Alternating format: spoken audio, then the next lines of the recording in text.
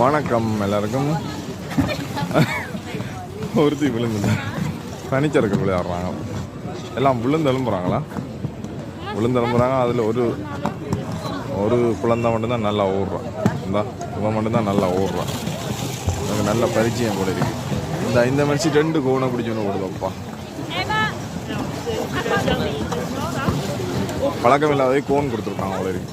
நாங்களும் ஒருக்கா இதான் நீ பார்க்கலாம் தான் விழுந்தெலும்பு என்னால் இயலாது. இந்தா இவங்க கட்டை பிடிச்சோன்னு தெரியுதா, ஆனால் நடுவில் போகிற மாதிரி காணல.